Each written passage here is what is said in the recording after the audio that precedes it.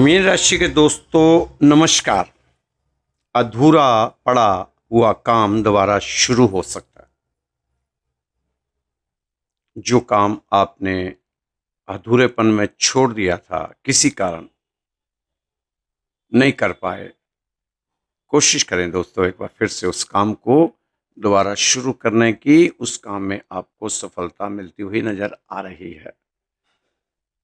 करें उस जगह को साफ, करें उसके साथ इंसाफ, उस काम के साथ जो आपने बंद किया हुआ, अधूरा छोड़ा हुआ। मुझे नहीं पता, लेकिन आपके ग्रह बता रहे हैं कि अधूरा काम दोबारा शुरू हो सकता है। आपको महत्वपूर्ण सूचना मिलेगी जिस पर काम करना आपके लिए लाभदायक होगा। पुरानी गलतियों से सीखकर दिनचर्या में बदलाव लाने की कोशिश आपकी रहनी चाहिए। दोस्तों, अचानक कुछ ऐसे खर्चे आएंगे जिन पे कटौती करना मुश्किल होगा, लेकिन फिर भी सोच समझकर ही आपने खर्च करना है। बिजनेस में एक्स्ट्रा मेहनत करने की जरूरत है, ये तो आप जानते हैं। मेहनत तो शनिदेव आपसे खूब करवाएंगे, खूब करवाएंगे। मेहनत तो देंगे भी, खूब खूब खूब देंगे, भर भर के देंगे, लेकिन मेहनत भी रगड़ रगड़ के करवाएंगे आपसे, क्योंकि 60 का दूसरा फेस चल रहा है शनिदेव का। आत्मविश्वास बढ़ा रहेगा। लेन देन में सावधान रहें। आर्थिक नुकसान होने की थोड़ी सी लेश मात्र आशंका है। वो भी आप अगर अलर्ट रहेंगे, सावधान रहेंगे, सजग रहेंगे, सचेत रहेंगे, तो आप उससे भी बच सकते हैं। दोस्तों, दिन बेहद शुभ रहेगा। सोचे हुए काम समय पर बनते नजर आएंगे। कैरियर संबंधी समस्याओं का समाधान मिलेगा। कोई आर्थिक योजना कोई आर्थिक योजना फलीभूत होने से मन प्रसन्न रहेगा। प्रैक्टिकल रहें। दूसरों की जिम्मेदारी अपने ऊपर ना लें, क्योंकि अभी आपकी ही अपनी जिम्मेदारी है। आप पूरी तरह अच्छी तरह से ईमानदारी से नहीं निभा पा रहे, तो किसी दूसरे की जिम्मेदारी लेकर कैसे निभा पाएंगे? ये आपने एक बार जरूर अपने विचार में लाने वाली बात है। आपकी तरक्की कुछ लोगों में जलन की भावना हो सकती है। आपकी तरक्की से कुछ लोगों में जलन की भावना हो सकती है, उम्मीद है होने की। होता ही है, अगर तरक्की कोई करे तो साथ वाले तो दिक्कत देते ही हैं। लेकिन आपने इन बातों को नज़रअंदाज करके अपने स्वभाव में सहजता रखनी, जिससे कि आपकी इमेज ना बिगड़े। बिजनेस के नज़रिए से समय अच्छा रहेगा। मार्केटिंग से जुड़ी छोटी मोटी परेशानियां तो आती रही थी, आती रहेंगी, आगे भी आती रहेंगी, लेकिन इन्हीं परेशानियों से निकल के ही आपने अपने आप को सफल बनाते हुए आगे बढ़ना है। गंभीरता, संजीदगी से काम करेंगे तो परेशानियों से राहत पाएंगे, राहत मिल सकती है। सरकारी नौकरी पेशा लोगों को परेशानी से राहत तो मिल रही है, लेकिन काम का दबाव, तनाव लेकर आप ज़्यादा ना करें, ज़्यादा ना लें। तनाव और दबाव के कारण आपकी सेहत खराब हो सकती है। दोस्तों, जीवन साथी के साथ किसी बात को लेकर टकराव हो सकता है। ये कोई नई बात तो नहीं है, लेकिन फिर भी इसको, टकराव को टालना चाहिए। उचित तालमेल बनाकर रखें। अब तो समझदार हो चुके हैं आप।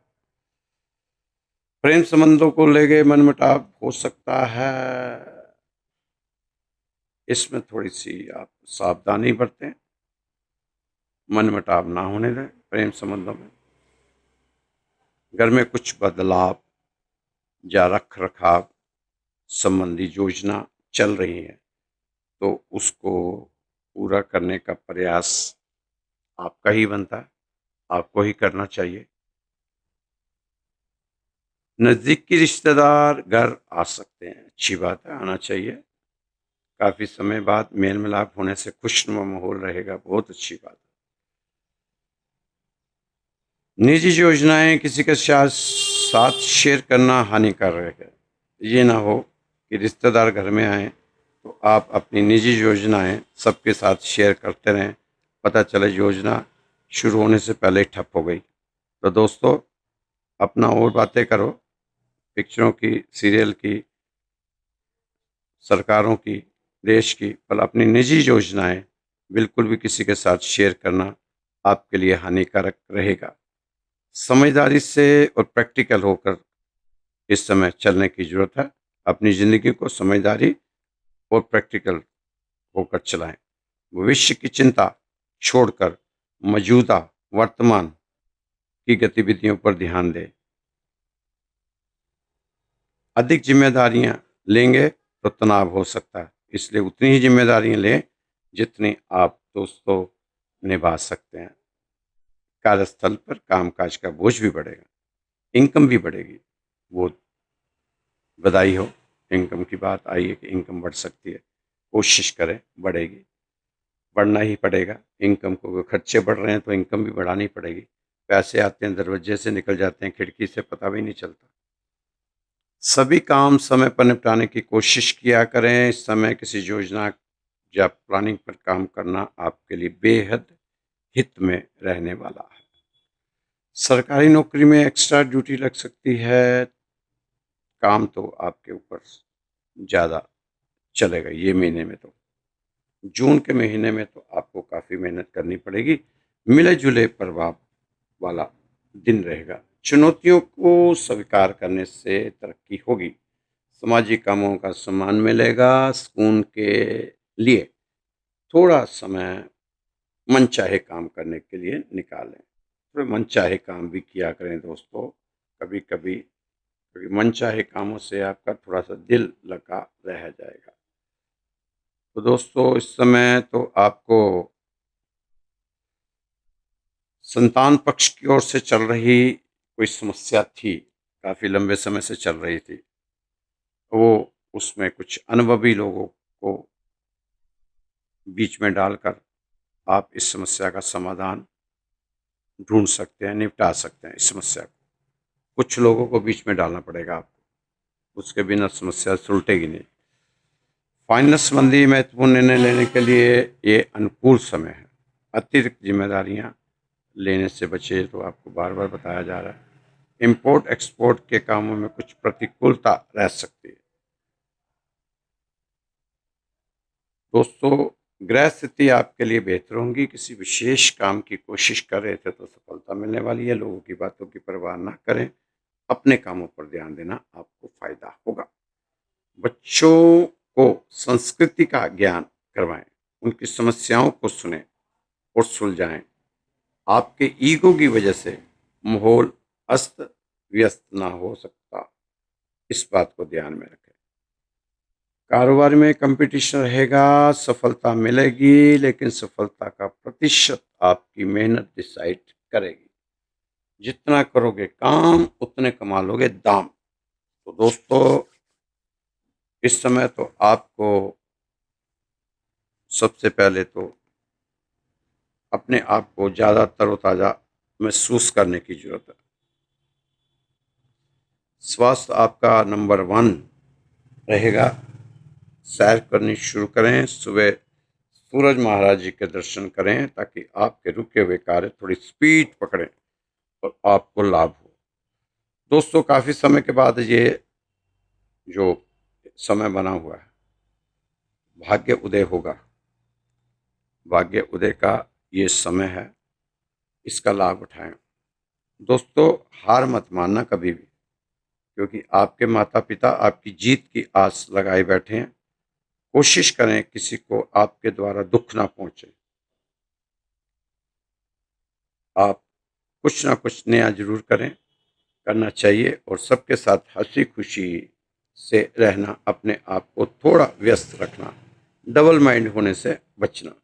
ये ना हो कि इस कारण आपको कोई नुकसान हो। लोगों की निंदा से बचें, छोड़ें, जो करते हैं करने दें। आप किसी की बात ही ना करें, जिक्र ही ना करें, ध्यान ही ना दें। अपनी गलतियां ढूंढें, दूसरे की गलतियों को माफ़ करें।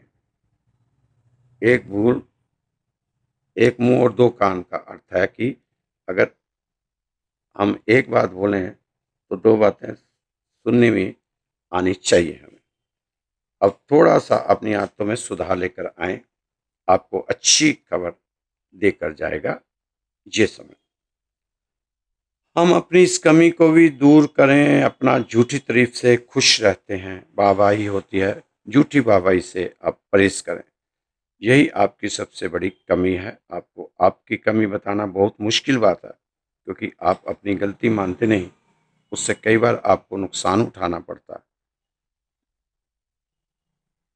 अपनी गलतियों को मान लो दोस्तों, इसमें कोई हर्ज नहीं। गलती मानना कोई कमजोरी नहीं होती, गलती मानना बहुत अच्छा माना जाता है। जो व्यक्ति अपनी गलती मानता है वो फिर बहुत जल्दी कामयाब भी होता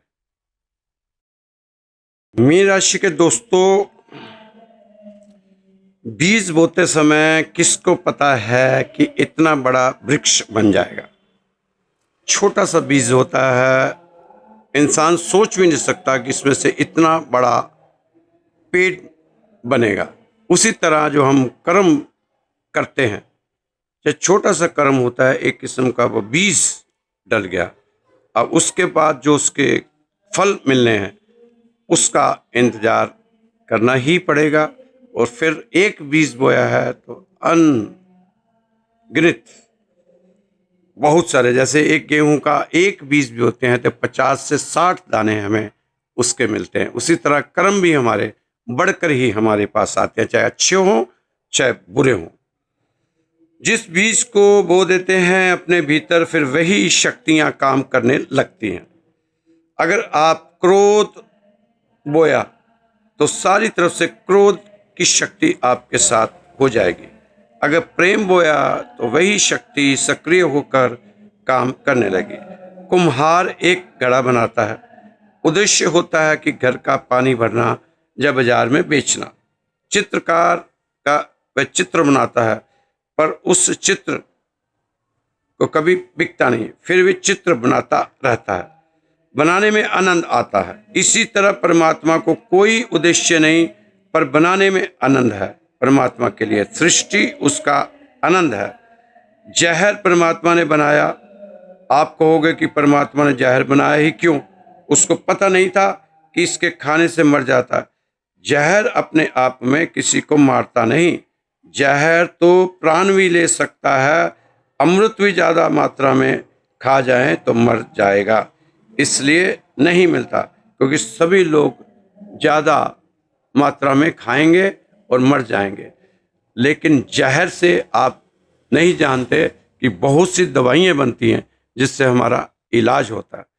इसी तरह जो जो जो हम बना रहे हैं वो हमारे साथ चल रहा है, जबकि इसका कोई भी हमारा उद्देश्य नहीं है। अगर आज हम कोई बुरा कर्म करते हैं, हमारा उद्देश्य नहीं है कि हम बुरा, पर कर्म हो जाता है।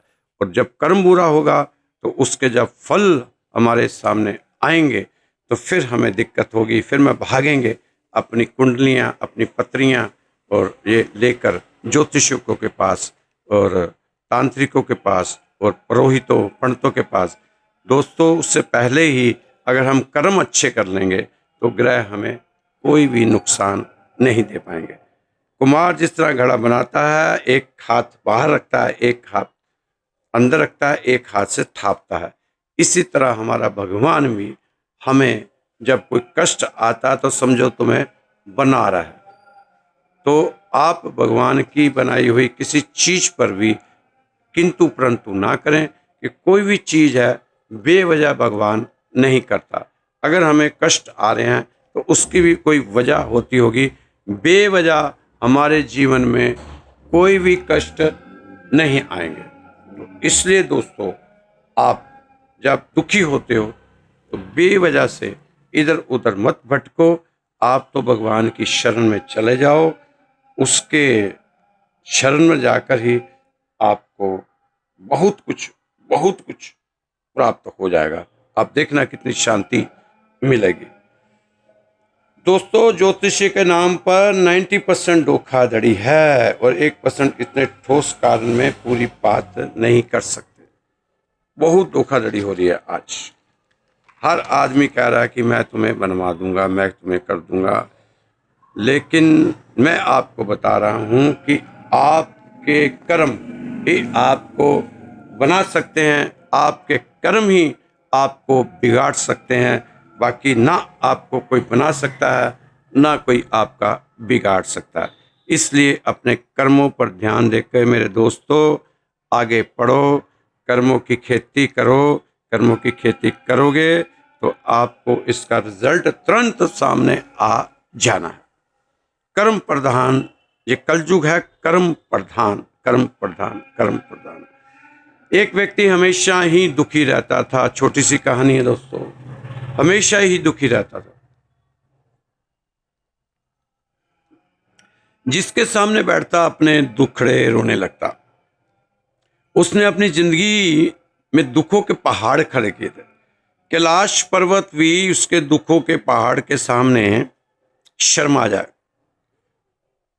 हमेशा नेगेटिव सोच, नेगेटिव सोच, समस्याओं से कैसे निकलूंगा, फंस गया हूँ, मर गया हूँ, लुट गया हूँ, बर्बाद हो गया हूँ। जितनी नेगेटिव डायलॉग सारे उसने सीख रखे थे। सारा दिन नेगेटिव विचार करता था, चिंतन में ज़्यादा चिंता करता था, चिंतन से ज़्यादा चिंता करता था, लेकिन उसकी समस्या का समाधान उसे कहीं से भी नहीं मिल रहा था। अगर कोई उसको अच्छी सलाह देता तो वह उससे ही बिगाड़ देता था। अब लोग उससे कतराने लगे थे। कोई भी अब उसके पास कोई आकर नहीं बैठता था, क्योंकि लोग जानने लगे थे उसके स्वभाव को कि यह अपने दुखड़े ही सुनाएगा। इसके पास क्या जाना, ये या अपने दुखड़े ही सुनाएगा, अपना रोना ही रोएगा। इसके पास सारे रोने धोने के ही रिकॉर्ड है, सारे गाने इसके रोने धोने के ही हैं। कोई भी नया गाना अभी रिलीज नहीं करेगा, ये सिर्फ अपने दुखड़े ही सुनाएगा। कष्ट पुराण इसने अपने बना रखे हैं, बस वो कष्ट पुराण ही सुनाएगा। कोई नया रिकॉर्ड नहीं आया इसके पास, वही दुख के पुराने रिकॉर्ड वाला। उसके घर वाले भी उससे खफा रहते थे। उससे जो भी थोड़ी देर बात करता वो अपनी समस्याओं का व्याख्यान करने लगता। थोड़ी देर में ही साथ बैठा व्यक्ति उठकर चला जाता। इस बात से वह और परेशान हो जाता कि कोई उसकी बात सुनने वाला नहीं। तभी उसे मालूम पड़ा कि कोई महात्मा आए हुए हैं, उनके पास सभी समस्याओं का समाधान है। जैसे सुनकर वह वहां पहुंचा जहां महात्मा जी ठहरे हुए थे। उन महात्मा जी के साथ एक कफीला चला करता, काफिला। उसमें ऊंट थे, ऊंट, काफी लंबा चौड़ा कफीला था उनका। तो महात्मा जी के पास पहुंचकर उस व्यक्ति ने कहा, गुरु जी, मैंने आपका बड़ा नाम सुना है कि आपके पास सभी समस्याओं का समाधान है, आप सभी की समस्याओं का समाधान करते हो। मैं बहुत ही दुखी और पीड़ित हूँ, समस्याओं से घिरा हुआ हूँ। मेरे इर्द गिर्द हमेशा बहुत सारी समस्याएं रहती है। एक को सुलझाता हूँ तो कोई दूसरी समस्या पैदा हो जाती है। मैं अपनी आप बीती किसको सुनाऊं गुरु जी, मेरे पास अब तो कोई बैठता नहीं है, सब ने मुझे छोड़ दिया है, कोई मेरे नज़दीक नहीं आकर राजी, कोई सुनकर राजी नहीं होता। महाराज दुनिया बहुत मतलबी हो गई है, स्वार्थी हो गई है, अब आप भी बताएं मैं क्या करूं। महात्मा ने उस व्यक्ति की सारी बातें ध्यान से सुनी और कहा, भाई मैं अभी तो बहुत थक चुका हूं, क्योंकि सुबह से ही जहां भक्तों की समस्याओं को सुलझाने में लगा हूं, मैं वाकई में ही बहुत थक चुका हूं, आराम चाहूँगा। आज रात तुम यही रहो, सुबह होते ही सबसे पहले तुम्हारी समस्याओं का समाधान होगा, ये मेरा वायदा है। सुनो, मेरा एक काम कर दोगे तुम? भले आदमी लगते हो, मेरा एक काम कर दो। हाँ हाँ हाँ महात्मा जी, दो बताइए। ना ना ना, एक ही कर दे।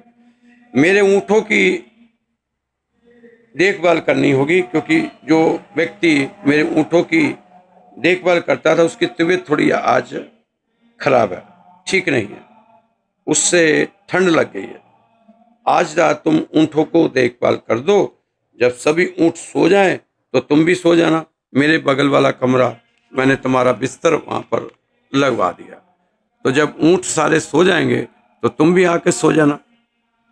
मैं तुमसे कल सुबह तुम्हारे कमरे में आके अलग से मिलूंगा, और तुम्हारी सारी समस्याओं का समाधान करके ही कल तुम्हें घर भेजूंगा। अगले दिन महात्मा उसके कमरे में पहुंचे। वह महात्मा जी का इंतजार ही कर रहा था। महात्मा जी ने पूछा, रात कैसे नींद आई? नींद कैसी आई रात को? आंखें उसकी लाल थी। वह व्यक्ति बोला, महात्मा जी मैं तो सारी रात सोया ही नहीं। आपके ऊँटों ने मुझे सोने नहीं दिया। आपने कहा था जब सभी ऊँट सो जाएं, बैठ जाएं, तब सो जाना, पर ऐसा हुआ ही नहीं। जब भी कोशिश करके एक ऊँट को बिठाया तो दूसरा ऊँट खड़ा हो जाता था। सारे ऊँट बैठा ही नहीं सका, इसलिए सारी रात जागना ही पड़ा, ठंड में बैठना पड़ा, सो ही नहीं पाया। आपकी आज्ञा का पालन किया मैंने। मैं जानता था, महात्मा जी ने कहा, मैं जानता था इतने ऊँट एक साथ कभी नहीं बैठ सकते। महात्मा जी ने मुस्कुराते हुए कहा, लेकिन मैंने फिर भी तुम्हें उन्हें एक साथ बैठाने को कहा। वह थोड़ा क्रोधित हुआ कि महात्मा जी मैं तो आपको अपनी समस्याओं का समाधान मांगने आया था, आपने तो मुझे और परेशान कर दिया। महात्मा जी बोले, नहीं प्रभु के प्यारे, दरअसल जय तुम्हारी समस्याओं का समाधान है। संसार में किसी भी व्यक्ति की समस्याएं इन ऊँटों की तरह होती है, एक खत्म होगी तो दूसरी खड़ी हो जाएगी। अगर तुम सभी समस्याओं को खत्म होने का इंतजार करोगे तो कभी भी चैन से नहीं जी पाओगे। समस्याएं तो जीवन का ही एक अंग है, इसे महसूस करते हुए जीवन का आनंद लें। जीवन में सहज रहने का यही एकमात्र उपाय है। दुनिया में किसी भी व्यक्ति को तुम्हारी समस्याएं सुनने में कोई दिलचस्पी नहीं है, क्योंकि उनकी अपनी ही बहुत सारी समस्याएं पेंडिंग पड़ी हुई है। हो सकती है आपसे बड़ी हो उनकी समस्याएं। महात्मा जी की बात सुनकर उस व्यक्ति के चेहरे पर संतोष और सहजता के भाव उमड़ पड़े, मानो उसे सभी समस्याओं से निपटने का अचूक मंत्र प्राप्त हो चुका था। तो दोस्तों, कहानी तो छोटी सी है, अच्छी है, बढ़िया है, लेकिन इसकी जो गहराई है वो तो समुद्र जितनी होनी चाहिए। जब जिंदगी मुश्किल होने लग जाए तो आसानी की ख्वाहिश नहीं होनी चाहिए, बल्कि मजबूत होने का फैसला करें। तो दोस्तों, आज का समय आपके लिए अच्छा समय है। आपने देखा होगा कि लक्ष्मी जी के साथ कई जगह उल्लू बना रहता है। कई जगह आपने देखा होगा कि लक्ष्मी जी की फोटो के साथ उल्लू बना रहता है। जब लक्ष्मी जी बिना नारायण के मूर्ति होती है तो उनका वाहन उल्लू होता है। लक्ष्मी जी जब अकेली जाती है तो उल्लू पर बैठ के जाती है। जब भगवान के साथ बैठ कर जाती है तो वाहन गरुड़ महाराज होते हैं। गरुड़ कौन है? गरुड़ जी वेद आत्मा है। गरुड़ भगवान के परम भक्त है। भगवान नारायण के साथ जब लक्ष्मी आती है तो गरुड़ पर सवार होकर आती है। जब अकेले आती है तो उल्लू पर बैठकर आती है। इसका तो यही मतलब हुआ कि लक्ष्मी को अकेले बुलाओ, कि लक्ष्मी आप अकेले आना, उल्लू बनाकर लौट मत जाना। तो दोस्तों, जब लक्ष्मी जी अकेले आएंगी, विष्णु भगवान के साथ बैठकर आएंगी, तो वो लक्ष्मी आपके घर में बरकत लेके आएगी, और जो लक्ष्मी उल्लू पर बैठ के आएगी वो उल्लू बनाकर चली जाएगी। तो दोस्तों, आपको मन में आने वाले विचारों से मुक्ति पाएं, अच्छे विचार लेके आएं, क्योंकि मन लगातार क्यों विचारों में उलझा रहता है। एक के बाद एक मन में विचार आते रहते हैं, दौड़ते रहते हैं, सारा दिन दिमाग में विचार दौड़ते रहते हैं। मन की अस्थिरता से छुटकारा कैसे पाएंगे? आप इसी संदर्भ में एक नया विचार तब तक आ जाता कि इन विचारों से मुझे छुटकारा पाना होगा।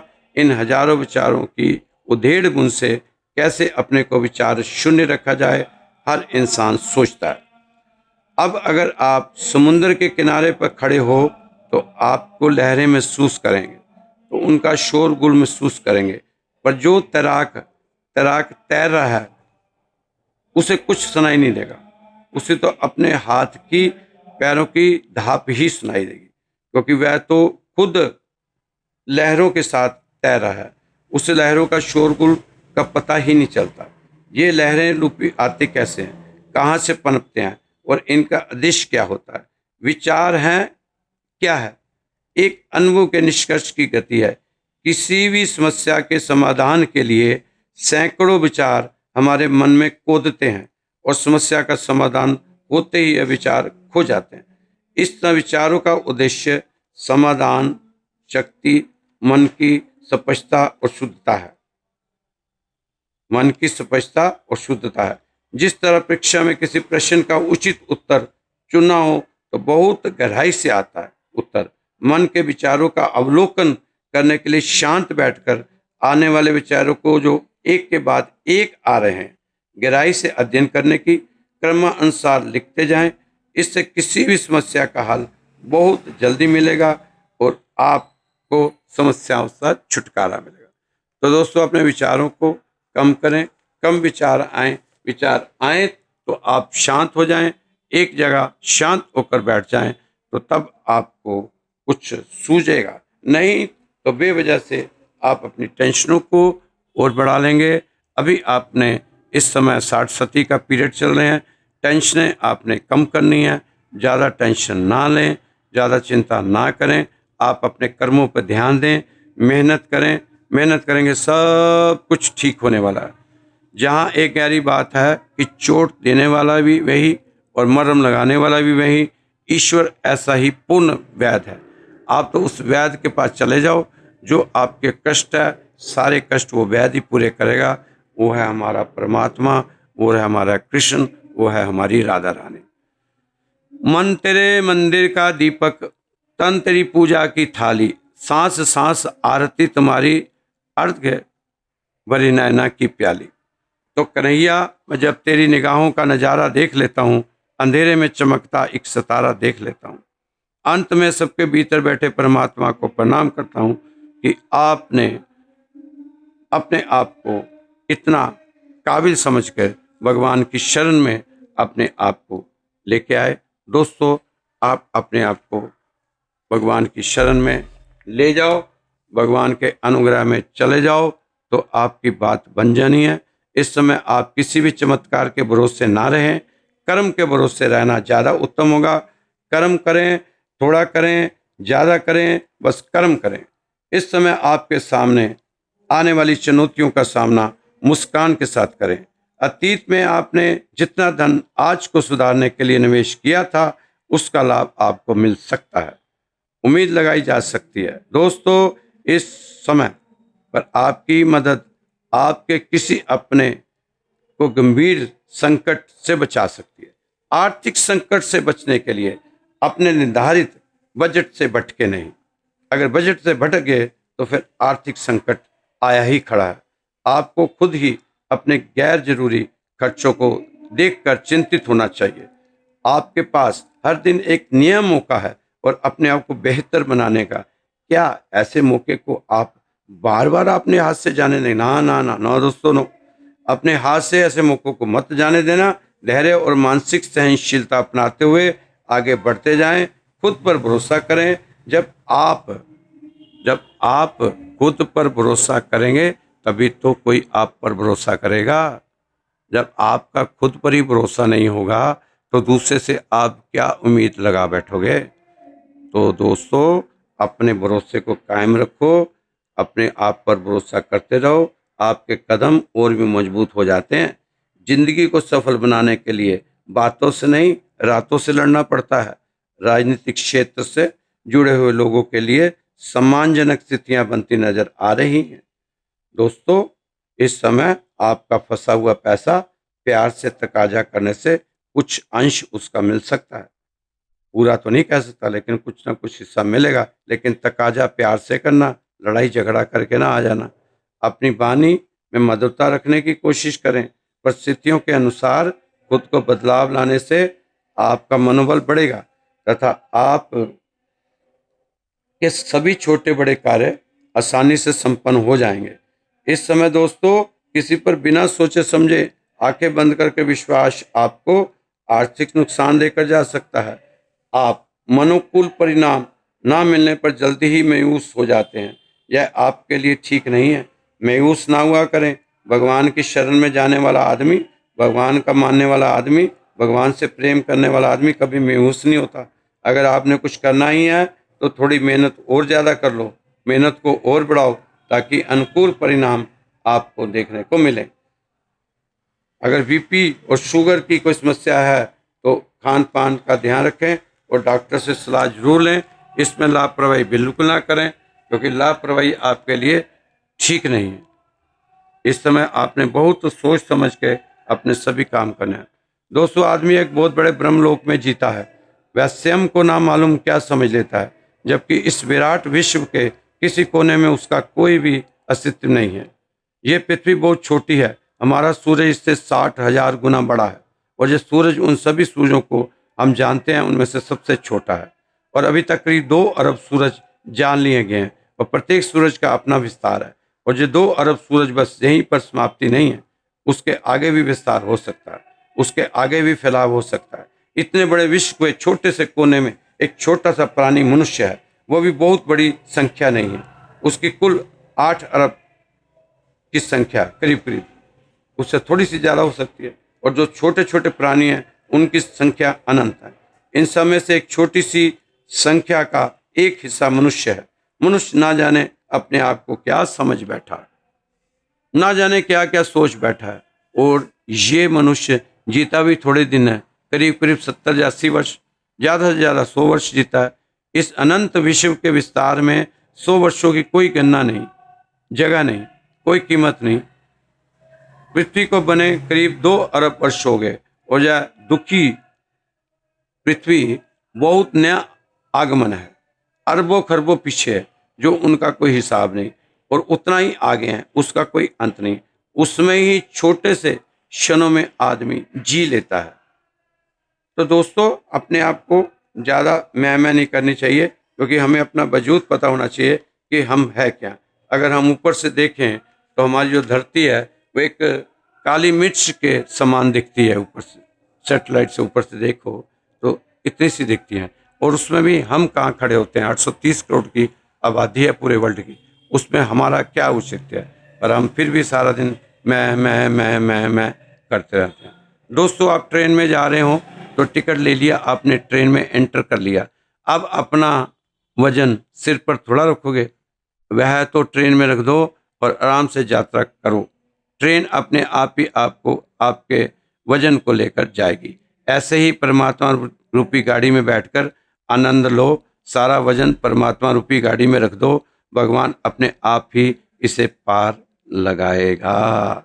तो इसलिए मैं आपको कह रहा हूँ कि भगवान की शरण में अपने आप को समर्पित कर दो, व उसके बाद फिर तमाशा देखो। दोस्तों, क्या क्या तमाशा होगा ज़िंदगी में। तो खुश रहो, मस्त रहो, स्वस्थ रहो, व्यस्त रहो, तंदुरुस्त रहो।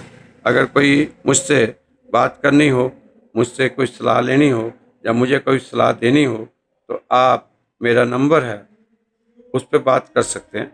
मेरा नंबर है 9315336907, 9315336907। आप मुझसे व्हाट्सएप कॉल कर सकते हैं, मैसेज छोड़ सकते हैं, और कोई भी समस्या का समाधान पा सकते हैं। हमारे मंदिर में अगर अरदास लगानी हो वो भी लगा सकते हैं। खुश रहो। जय श्री कृष्णा, जय श्री राम।